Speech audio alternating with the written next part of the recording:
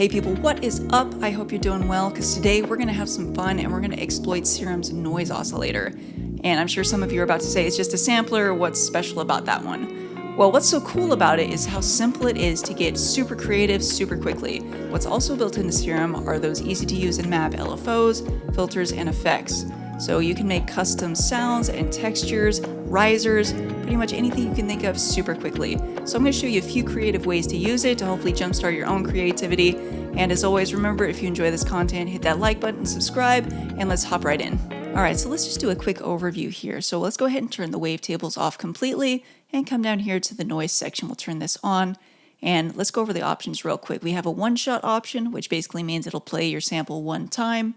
We have a key tracking or pitch tracking, which means it will follow along if you play a higher or lower note on your keyboard. We have a pitch knob, which adjusts how high or low pitch the sample is, a panning knob, and a volume control. First one, let me show you how easy it is to create your own custom white noise sweeps or risers. Okay, so the first thing I want to do is come into the samples and grab a white noise. And we'll just try this one. Sounds like white noise. So let's come down here to the first LFO, and I'm going to drag this all the way to the right so it looks like a ramp up. And I'm going to drag this over to the pitch to map it to that. I'm going to change it to the envelope mode. And that's a little too fast, so let's drag the rate down to maybe about a bar. Okay, that's sounding better, but I want it to be more of a sweep, so I'm going to go ahead and drag this down a little bit to give it a little bit of a curve. Okay, that's sounding good. I'm going to come into the effects now and grab a reverb.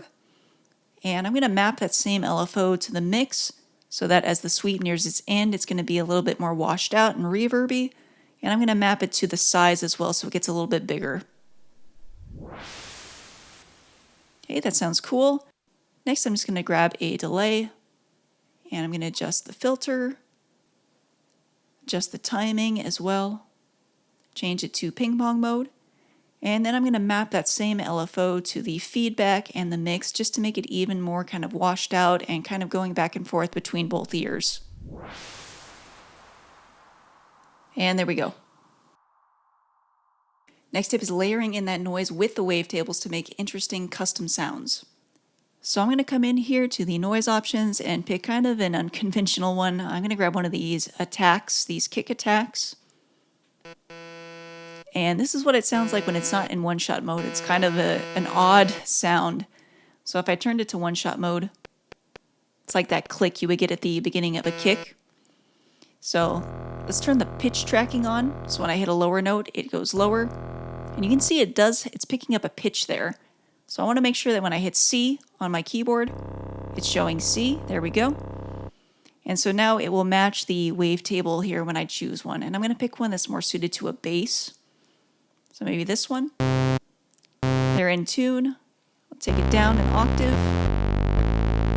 They sound pretty cool together, but I want to run them both through a filter. So I'm going to hit that in to make sure that the noise is being routed through the filter as well.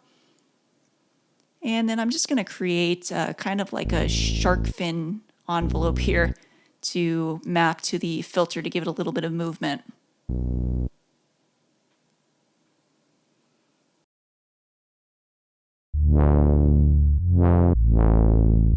So this is without and with. It really gives the sound a nice texture and complexity that the wavetable doesn't have on its own. Next is dropping your own percussive one-shots into the noise engine to create custom effects and percussion loops. Okay, so I've already loaded a percussive one-shot in there. Let's turn the level up so we can hear it. And you want to make sure that the one-shot option is actually not checked, so when you hold down a key, it loops like that. And I'm going to just grab an envelope here and shape it just a little bit. And I'm going to map that to the pitch. Already sounds pretty cool. Let's go ahead and make it a little more interesting. Let's grab one of these LFOs and map it to the filter. And let's pick maybe a non-conventional one. How about ring mod? That's pretty cool. Let's go ahead and just change some of these settings real quick.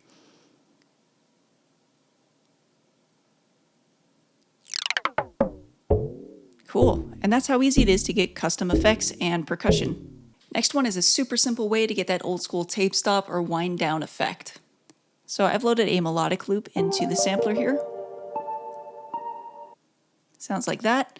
So I'm going to drag that so it's kind of a ramp down, change it to trigger, map that to the pitch. And the best I've found is getting this to about between like 25 and 30, somewhere around there. And this is important because the starting pitch is going to be down here at about this 50% line, so this middle line here, if you want the sample to start at the pitch it started at. So that's too fast. I'm going to drag this up so it's a little more gradual. And that sounds pretty cool. You can also make it more subtle if you want it to be a little longer by increasing the rate. And the easiest way to get all of these sounds out of Serum and into an audio format is to come up to your MIDI track where you have Serum loaded, change this from auto to in, and now even if I have a different track armed, if I'm playing my keyboard, that's still going to trigger that MIDI track. So what I can do now is come down to an audio track, change it to resampling, hit record, and now I can just play whatever I want to in Serum, and it's going to record it onto that audio track into an audio format.